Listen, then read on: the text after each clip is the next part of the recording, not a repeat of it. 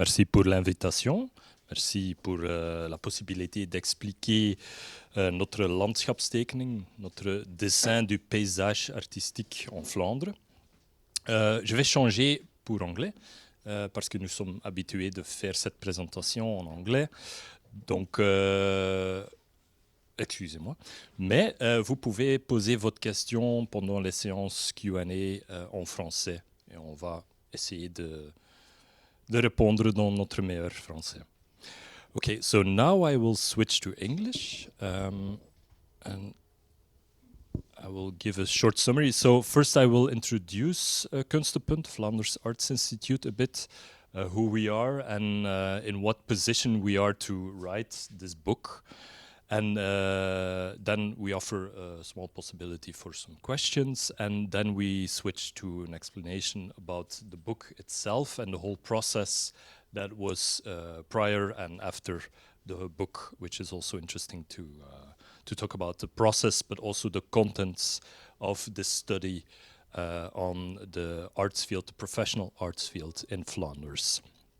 And afterwards, you can also ask questions in French if you wish. Maybe also interesting to know, this is the paper publication. We give it away for free, but we don't have many books left. So, but the advantage is that you can download it entirely in PDF on our website. There's also an English summary of selected chapters. I will show the QR code at the end of the presentation, so you can direct yourself to the website. And so it's completely free, available, and if wanted, you can put it in a translation machine and translate it to French, or read the English parts. Okay.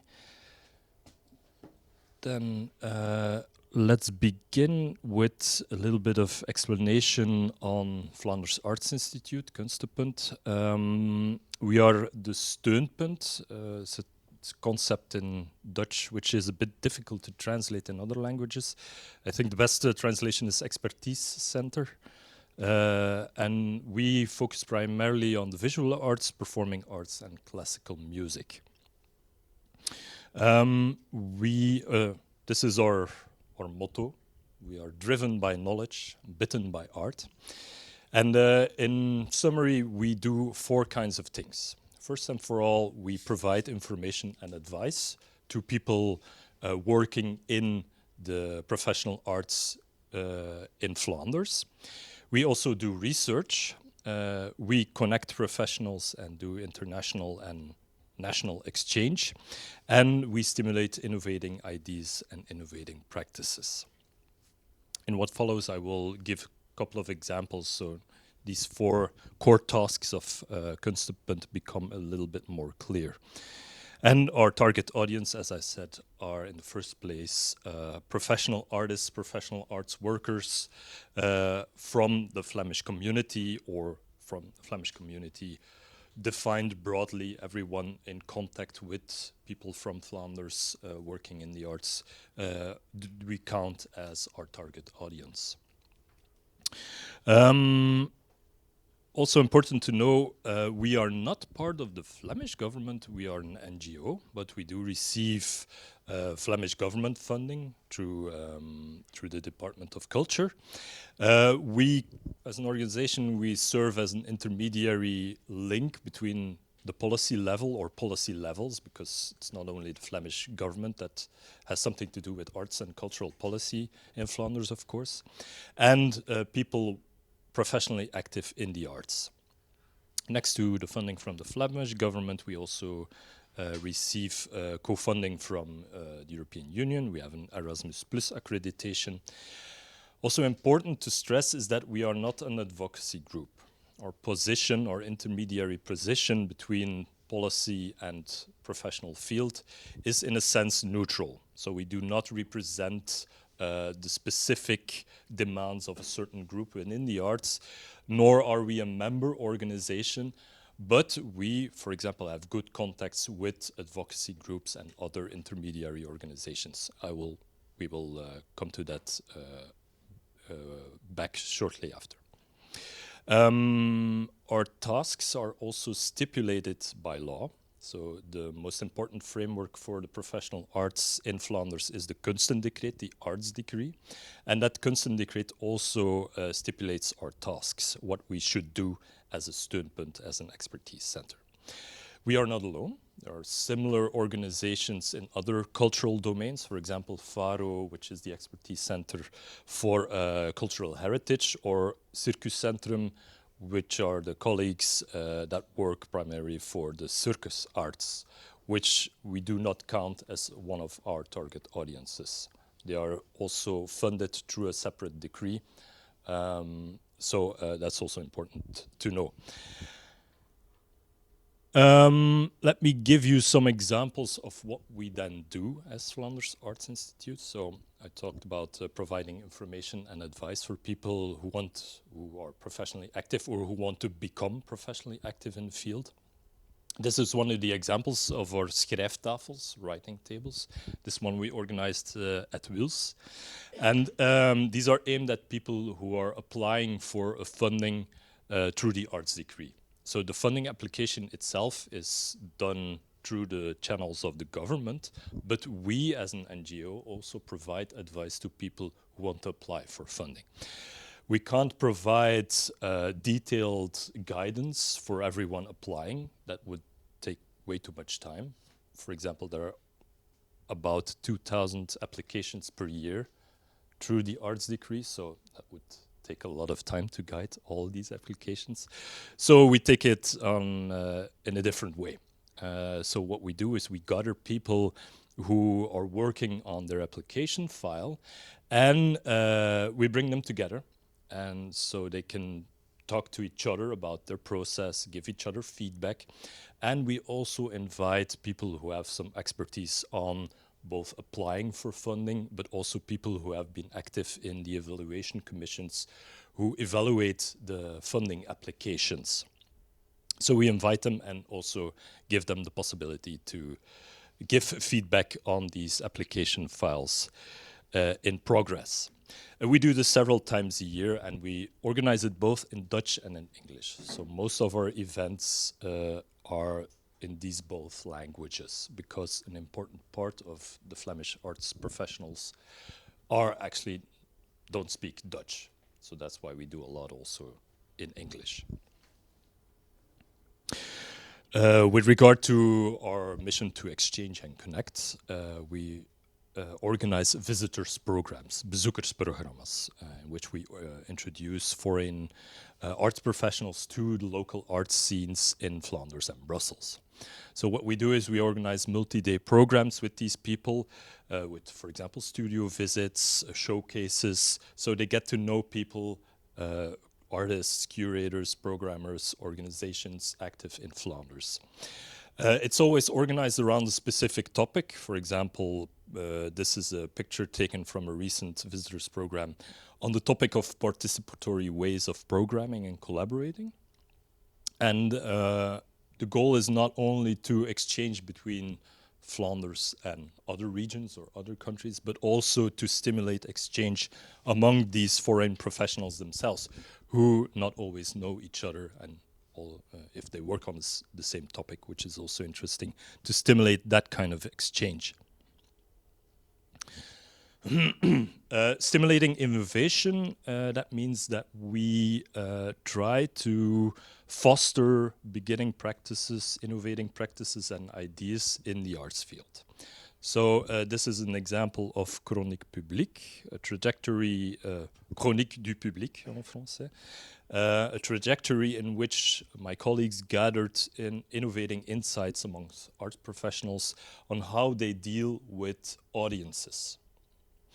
Not only did we gather the insights on what their ideas were, we also gathered people who are doing stuff around that specific topic, and both people who are very advanced and experimenting with new ways of dealing with audiences, but also people who are at the beginning point of trying to experiment with new ways and new ideas. So we gather them also in workshops to exchange ideas on the subject. And this specific trajectory also resulted in a toolbox in which people can use to rethink their organization strategies on how to deal and involve audiences. And then the part where my colleague Nikol and me are primarily invested with, the research part, and which is probably most comparable to what the Observatory for Cultural Policies does. That means research, that means, sorry if I'm blocking the...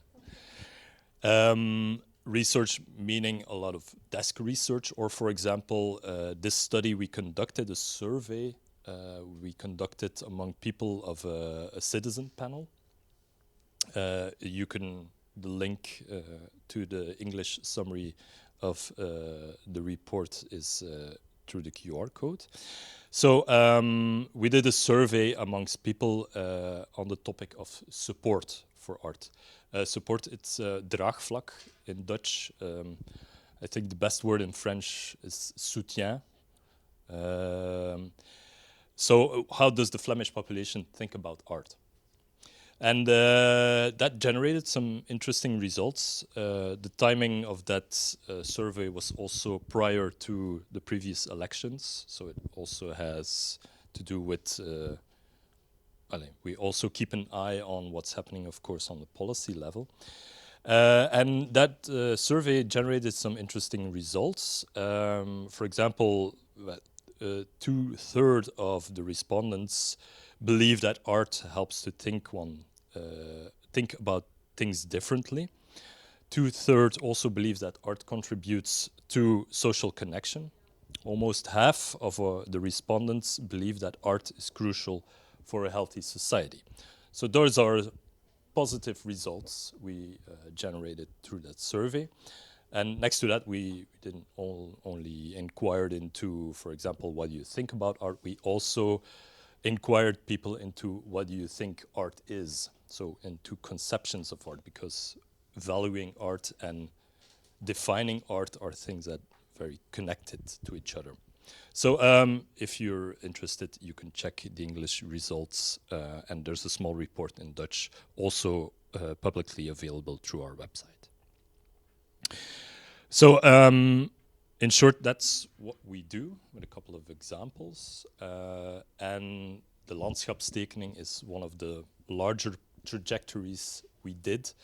I don't know whether there are already any questions, if something wasn't clear, if I should retranslate, or don't hesitate. Yes? Maybe Edward Macmillan from the Bridge Theatre. I will ask in English.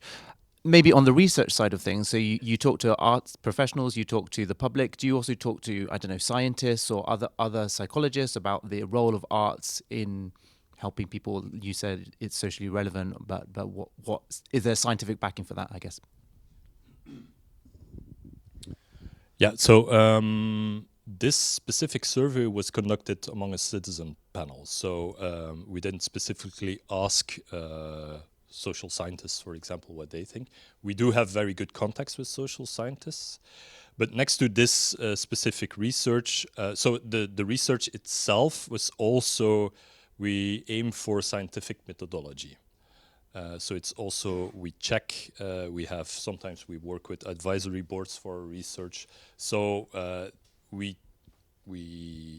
ensure that it's methodologically strict. So it's not any survey or random, but we really take our time to think about the right questions, and we often collaborate with others, and we have very good contacts with academics as well. So so another part of the research thing me and my colleague Nikol do is also summarize the existing insights. For example, psychology of art. What do we know about the specific psychology of artists? Or what does other research tell us about, for example, the socioeconomic position of artists? So, and we gather all these insights also in a specific part of our website, kind of a wiki environment, which is a bit comparable to the reports of the OPC in a sense. And they're all organized around specific topics. So yes, we also do that, but not specifically in this study.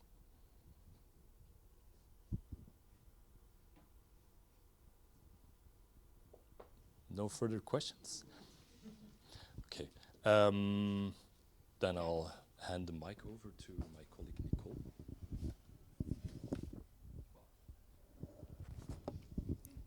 So second part, how about the landscape sketch of the arts? It's lying there. And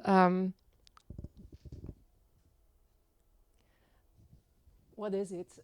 It's the publication, it's a website, and what can you find in it? It's an analysis, but also a synthesis and a summary of the current developments in professional arts and policies in Flanders and Brussels. And it has also in its conclusions a typical SWOT analysis with strengths, weaknesses, opportunities, and threats. Why do we make this? Because we aim to support strategic planning, both from arts policy and Flemish of the Flemish government, but also strategic planning by people and organizations active in the arts and cultural sectors, and support also the addition of local landscape sketches, which are produced by networks in a lot of cities in Flanders, and also here in Brussels, where the Réseau des Arts Brussels Kunstenoverleg is perhaps a known network for you. We do it also because it is stipulated as one of our tasks in the arts decree. And the fact that we make a SWOT is also because it is mentioned there. So it's rather clearly defined. We have also a kind of editorial board with other partners, which are VIBE, which is the expertise center for popular pop and rock music, jazz and global music. Sorry. The Flanders Arts Institute, which is situated in Antwerp. And then also the two funds which exist in Flanders, Flanders Literature Fund and the Flemish Audiovisual Fund. We work together with them in an editorial partnership, but finally it is Flanders Arts Institute which has the final responsibility. And we developed together with a lot of other partners a whole trajectory, and I'm going to show you. Because we started back in 2023 with a lot of dialogues with our editorial partners, with all those local networks, with all these intermediaries. Then planning a lot of sessions in 2024 with different actors in the art sector in Flanders and Brussels. So before we started writing, we did our own data collection. To give you an idea of the contacts we developed in 2023 already, you see in the middle our editorial partners. Around that are other known expertise centers in Flanders and Brussels. And then the purple circle are all the other actors in the cultural field, being social partners, for instance, the unions and the employers associations, but also artists federations, the whole network of supporting organizations for amateur arts, but also people active in other parts of the cultural scene, like cultural heritage or sociocultural work for adults. And then the work we did in 2024 with a lot of actors in the arts scene.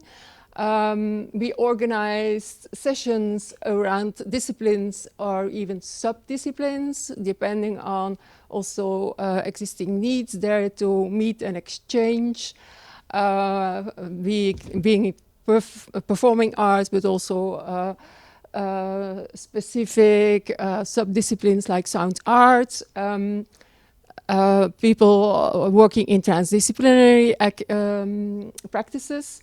But sometimes also we invited people out of the whole arts sector around certain themes, being it one of the functions in the arts degree is participation, so people who work specifically in that part of the field in different arts disciplines, or people who work behind the scenes in supporting functions or technicians, and for also we gathered people working in higher arts education, which often also are people with an existing arts practice. So the central questions were always which developments, which structural issues should be discussed, and which points do you want to be mentioned in the analysis. We also did an open call, so it was not only us who defined the subjects of those sessions. We also launched an open call, asking people to let us know what they found missing in our planning. So for instance, we did an extra session on sustainability and transition in the arts sector, and some others supplementary. So then we were in 2025, which was a very intense period of analysis and writing, but also getting feedback on our texts, working on edition, but also a part on the visual identity of the publication. And in the arts degree, it is stipulated that it should be handed over to the minister on the 1st of September, which we did. And then we organized a book launch for the whole arts sector in Antwerp to share the whole work with a lot of most of the people who were there were also previously participating in one or even more of those sessions in 2024, and were eager to know what results it brought.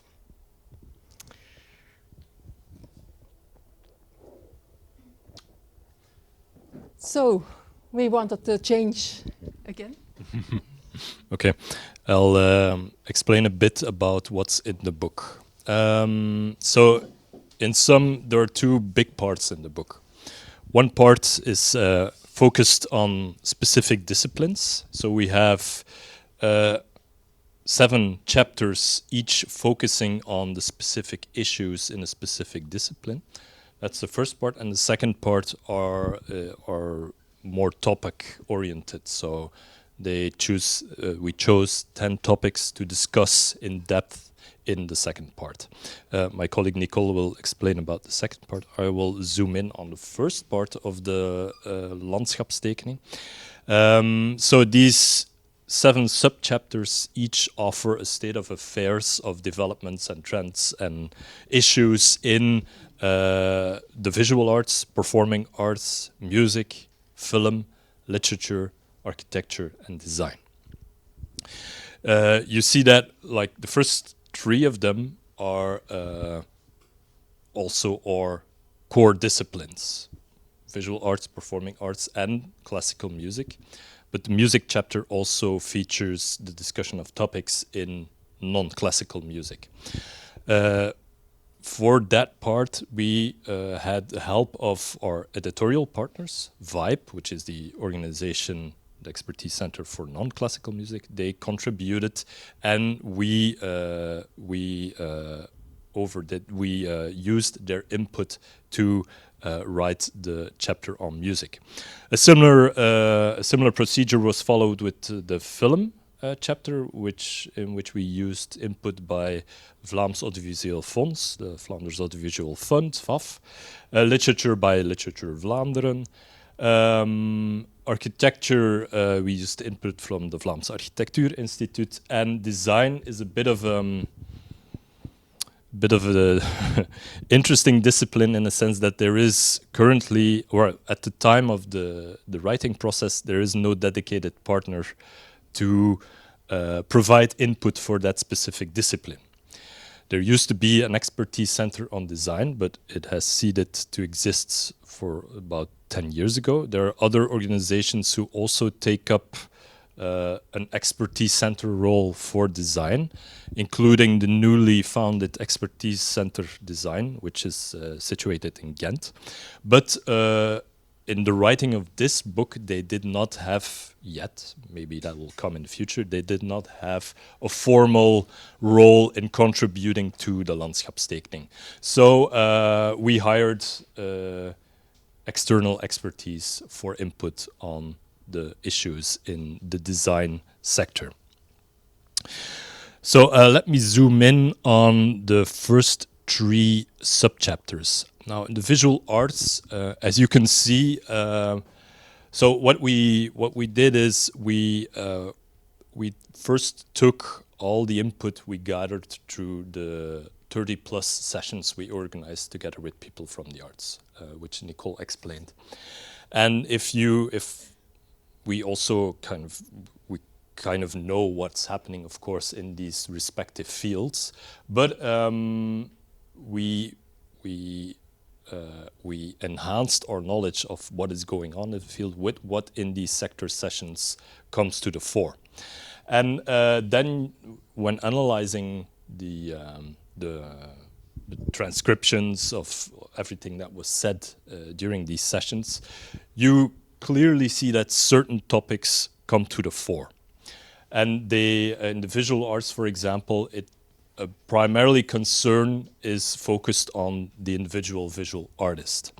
And topics like, for example, the socioeconomic position of visual artists, something, for example, the OPC has also published, I think, a study on 2 years ago, but also on the trajectory of careers for visual artists, the aspect of well-being, fair practices in the arts, and the aspect of the individual position of visual artists.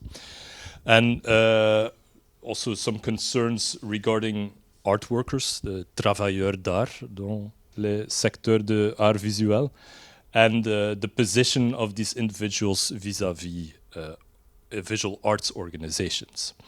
I'm not going to go into much detail in every aspect. You can read it here and you can read it afterwards. Maybe interesting also is to say a little bit about this point, like the topic of dealing with visual arts patrimony. It's important to know that the cultural heritage part of visual arts is funded through a different decree than the Kunstenpunt. So all the museums, or most of the museums for contemporary art in Flanders are actually funded through the cultural heritage decree, not through the arts decree. So it's important to know that it's 2 different policy contexts for the museums, who are, of course, an important actor in the field of the visual arts. And so that part of the chapter focuses on that relation between, let's say, the contemporary art side of organizations and the heritage side of organizations like collections, visual arts collections, and its relation to exhibiting practices, what these collections tell us about the history of the visual arts field, how, for example, individual artists can also contribute to visual arts patrimony, how to organize estates. All these topics are, for example, dealt with in that specific subchapter. So if I jump to performing arts, you will notice that there are some likenesses between the several disciplines. So also in the performing arts, the position of individual performing artists and performing arts ensembles, the question of fair practices, the relation between individuals and organizations, all of that is also present in the chapter on the performing arts, but we do notice some interesting differences as well. For example, the topic of internationalization, being active on an international scale, is something which is much more, which comes much more to the fore in the sessions we did on performing arts than, for example, what we did on visual arts. This is in large part due to the fact that the performing arts field in Flanders is very internationally active. One of the things we discussed there is that, let's say until 10 years ago, you could say that the story of the international dimension of the performing arts in Flanders was primarily a story of growth. More performances abroad, more international collaborations, more co-productions with international partners. But of course, as with many different domains in society, also the arts, also the performing arts, are confronted with changing geopolitical realities, of course. And that has a direct effect, of course, on how they function internationally, because a large part of how they function comes from international collaborations. Foreign ensembles, foreign production houses investing production capacity in these Flemish productions, and all that story of a very internationally active sector has changed a bit and has become more under pressure, of course, the last 10 years. So these issues are dealt with in this part. And you can also see that there's also a concern about the audience for the performing arts, as there is with the visual arts. And then for music, the chapter on music, which, as I told, encompasses classical music and other genres. Also, you can see different things about, like, for example, the careers of music artists, for example. The question about working internationally, the worries about are there enough opportunities to present, to do concerts, to develop young talent. But interesting here is much more than in the sessions on performing arts or visual arts, the aspect of digitization and rise of artificial intelligence is much more present in the debates in the music sector. That's why we dedicated a part of that chapter on, for example, the things that artificial intelligence poses, which is not only dealt with in a negative way. It's two-sided in a way. So on one side, you can see that the advent of AI is also heralded as something which offers new opportunities. For example, for the creative process of producing music, or for example, for enlightening the administrative burdens of musicians. But on the other hand, it also entails a lot of fears about being, for example, being replaced by artificial generated music, what the impact of AI is on the whole consumption of music and all that. So it's the ambiguities the field feels towards these mega trends, in a sense, are also dealt with and explained clearly in this chapter. And also every chapter also finishes with a small SWOT analysis, which we reuse then in the final SWOT analysis. Nikol will tell a bit more about the second part, which is focused on 10 different topics. Yeah. So after the description of those 7 artistic disciplines, we try now to look what they share in common. And we define this in those 10 themes. And the first 3 of chapters are in a way linked also towards the different functions for which artists and organizations can apply in the arts degree, because it defines 5 functions in the artistic field, being development, production, presentation, reflection and participation. So you can find those in the first three chapters dealt with across different arts disciplines.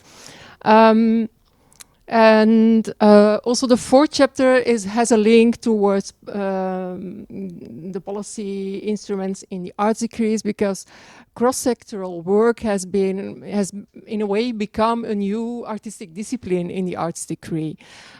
It is meant for artistic disciplines, so artists, arts organizations who take on partnerships with partners outside of the cultural field. For instance, visual artists working together with tech or other scientists, theater workers working together with people in care facilities. These kind of collaborations are considered to be cross-sectoral artwork, but is also within the field of the arts itself still a young discipline. The fifth theme is also linked in a way with policy evolutions, because although it is already since 2016 that the Flemish government has no longer policy for local cultural work, in the art sector, one still feels the effect of that decision. Supra-local policy, cultural policy has come in its place, but it's still a developing field. So that's why we also wanted to put it in the focus. Art for and by young people is also an element which is of a great concern of people in the arts sector, because it is the contact with also the future adult public, but also possible future art workers and artists, and collaboration both with the youth sector and also with the educational sector has come under pressure in Flanders and Brussels, which is also the case with higher art education. And then I also mentioned it earlier, we also have a focus on the working conditions of people who work as supporters of artists in the artist sector, being in administration or business, be it as production support or technical. The two topics I haven't mentioned yet, we will go a little bit deeper into. I'll take the question of success, life and well-being in the arts on me. And it's a very living theme in all. It was mentioned in almost every session. It is, of course, part of societal evolutions, but also a result of policy, because not only federal government made policy on well-being in 2014, but there was also the whole Me Too question and some juridical actions in Flanders in 2017 and 18. And there were also some surveys conducted on well-being in the arts, in the performing arts sector and music sector, but also in the audiovisual sector, which pointed to some issues of the rise of burnouts in the art sector, and the complaints about too high workload. I forgot to change this. I'm sorry. We thought that we should question what is a successful artist, and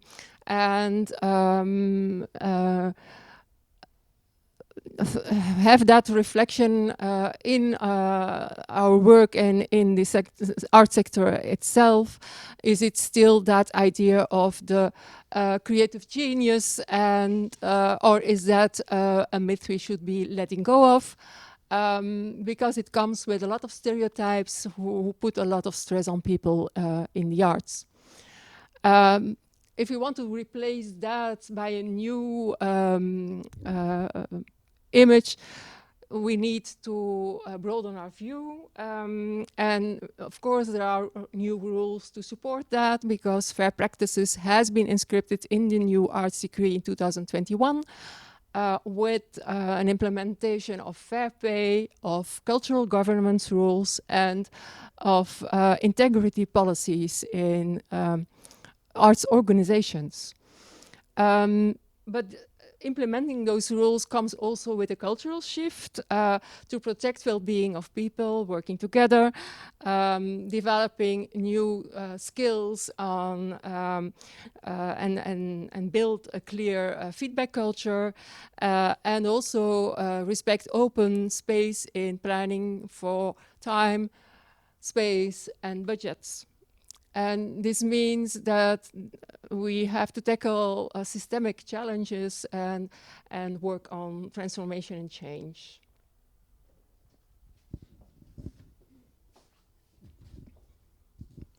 We are drawing towards the end of the presentation. I will just finish the last part. So one of the other topics of the 10 topics that's dealt with in the second part is about art representativeness and politics. So referring to the survey we talked about earlier, people ascribe different functions to art. And one of the functions of art is that it can make people think about things differently. And in that sense, art can be part of civic space. It can have a politicizing role. And that freedom to act as a politicizing way of culture is intertwined with the question of artistic autonomy, is intertwined with the question of freedom of expression. Now, at the time of the publication, at least, if we looked at the state of artistic autonomy, freedom of expression in Flanders, we saw that, and not only we, but also was concluded by social scientists who actually researched on the topic, that the pressure on these freedoms has not been yet alarming, but caution is heeded.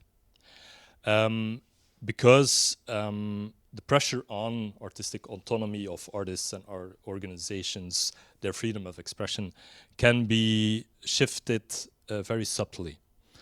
One very telling example is the introduction of management agreements. I think in French, the best word to translate is accord de gestion, beheersovereenkomsten. So there's also something novel in the most recent version of the arts decree. Arts organizations can apply not only for the traditional 5-year funding scheme, but they can also apply for 10 years of funding. But in that case, they do not only need to apply in a different procedure, they also, after they get the funding money, they get a positive evaluation of their file, they need to, they have a management agreement with the Flemish government, which can stipulate additional tasks the government opposes to these specific organizations. So that's an interesting case in which the kind of a trade-off between more certainty in the domain of funding comes with also a little bit more interference from the government in what these arts organizations want to do and plan to do. Now, as you saw in the cloud of intermediary organizations Nikol showed you earlier on, there are a lot of intermediary organizations, and that means that the dialogue between the policy level and the arts field is very structured. So there are many different advocacy groups or other structures or expertise centers which can deal the things, which can deal with the policy level, which can interchange those topics. So the dialogue between art and politics is structured, but as the cloud of different intermediaries also shows, it's also fragmented. There is no central platform for consultation across the entire arts field. There is no platform that can represent the arts field in its entirety. And the cases in which the arts field spoke as one are very rare. I think the COVID-19 crisis is a very telling example of that, because everyone in the arts was in the same position, so it's very easy to bring one voice towards the policy level. It's a very different thing, for example, than on the conflict in Palestine, in which some organizations were very outspoken, some artists were also very outspoken, but others were rather silent or were outspoken, but they did not act upon the things they said. So you could see that, for example, on the topic of Palestine, there was a very different ensemble of voices and actions towards this topic. So in a sense, a sustainable system for arts-wide consultation would strengthen the arts sector in times of crisis, of course, but it could also strengthen the civic role of art. Now, to come back to the question of why do we write this Landschapstekening, I think I don't know whether that's been very clear in what we explained, but one of the most important things this Landschapstekening serves for is the strategic vision statement of the Minister of Culture. So the strategische visienota Kunsten. So in every term, a Minister of Culture needs to write a strategic vision on the policy she has for the professional arts. She also needs to write one for cultural heritage, by the way. And that policy note comes in April this year. And one of the prime sources for that vision statement is this Landschapstekening. So the minister uses the Landschapstekening to determine certain policy accents. Of course, the minister has a lot of freedom in how she exactly uses that, but it is one important source of inspiration, of course, next to the other policy notes of the Flemish government. So the SWOT analysis is not only directed towards arts organizations or artists, how they can take on things differently, but it also contains suggestions towards the policy level. Not only the Flemish government, of course, as we explained, local governments, for example, can also use the Landschapstekening as an inspiration for designing their own policies. This is, I'm not going to go too much into detail, but the SWOT analysis entails strengths, weaknesses, opportunities, and threats. I'll just briefly show you here the opportunities we saw, and which are, in a sense, also answers to the different issues we talked about. For example, with regard to the careers of artists, of broadening the view on careers, audiences, artists, definition of art, redistributing time in organizations, attention to resources, the sake of well-being, not only because you have to comply to the rules of the arts degree, but also because of taking on a responsibility as an actor in the arts field. Sharing and safeguarding knowledge, something which is not always very self-evident in a sector which is very geared towards new things, innovating in artistic strategies, and etc. So the last part of the paper publication is a conclusion with the SWOT analysis, but on our website we added something. We had to add this part, this also described in the arts decree, and this was new for this this edition of the Landschapstekening. it's a bit of a complicated title. The Summary of Opportunities for Optimizing Arts Policy. Opsomming van opportuniteiten om het kunstenbeleid te optimaliseren. In short, OOO. Which is, so next to the SWOT analysis, the policy level directed that we should also be a bit more specific, in a sense, in providing advice. But we were, in a sense, also free to exactly define what we had to do. So what we did is 35 different advocacy groups, the ones you saw in the cloud we showed. They also make memoranda. They also make advocacy texts, policy notes, which they also direct at the policy level. What we did is that we summarized these 35 texts. We summarized them according to the topics they talk about, and we summarized them in bullets. And in total, we came up with 30 different topics these different memoranda talk about. And then we add to that the additional changes we also saw in the Landschapstekening itself to these specific topics. So the minister can also use this OOO to get an overview of what do these different advocacy groups or other pressure groups talk about and find important. That is only in Dutch as well. We didn't translate that in English. So that's what the with respect to the content of the landscape sketch. Just a short overview of the timeline now.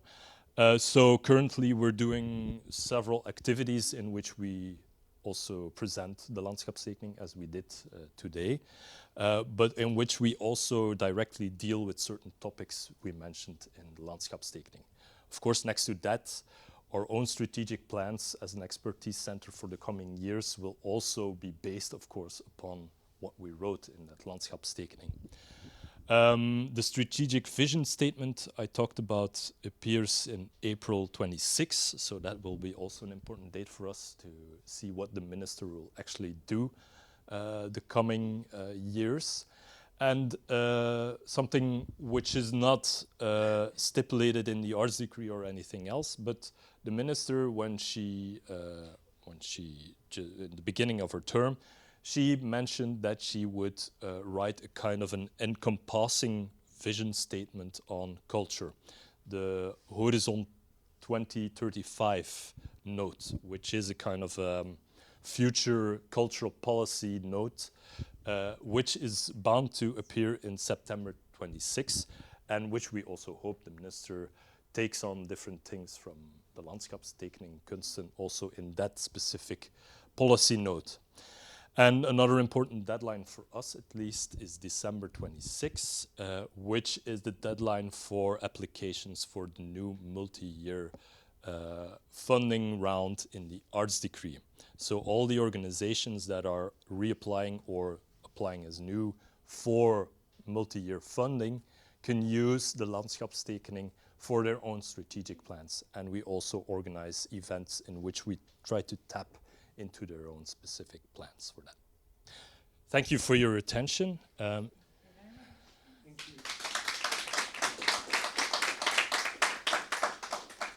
Here's the link to our online page in English on the Landschapstekening. And here are email addresses if you have any further questions as well. So, or afterwards, or now.